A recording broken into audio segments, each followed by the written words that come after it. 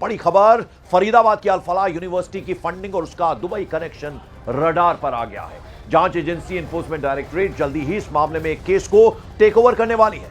अल फलाह university से जुड़ा एक चिटफंड घोटाला भी उससे जुड़ा हुआ मामला है। इस चिटफंड घोटाला मामले में अल फलाह यूनिवर्सिटी के कई जो टॉप ऑफिसर्स हैं, वरिष्ठ अधिकारी गिरफ्तार हो भी चुके हैं। अल फलाह यूनिवर्सिटी मुख्य निदेशक जब्बाद अहमद सिद्दीकी हैं।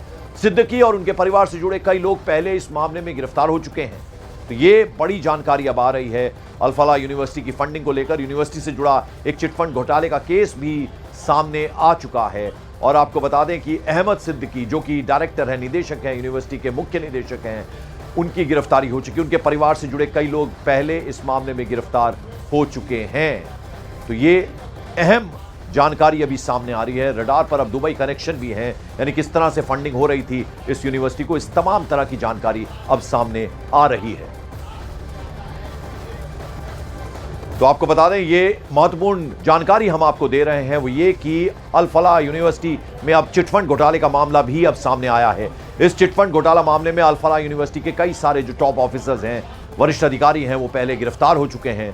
और यूनिवर्सिटी के जो मुख्य निदेशक हैं जब्बाद अहमद सिद्दीकी और उनके परिवार से जुड़े कई लोग पहले इस मामले में गिरफ्तार हो चुके हैं। शंकर आनंद हमारे सहयोगी इस वक्त हमारे साथ। शंकर, क्या और अपडेट, क्या जानकारी? देखिए, केंद्रीय जांच एजेंसी ईडी के रडार पर अब ये अल फलाह यूनिवर्सिटी आ चुकी है। अल फलाह यूनिवर्सिटी से जुड़े हुए कई निदेशक जो हैं वो भी अब जांच एजेंसी के रडार पर आ चुके हैं। हालांकि जल्द ही एक नया केस जो है यहाँ रजिस्टर्ड होगा और उसके बाद मनी लॉन्ड्रिंग से जुड़ा मामला में इन्वेस्टिगेशन प्रारंभ हो जाएगा।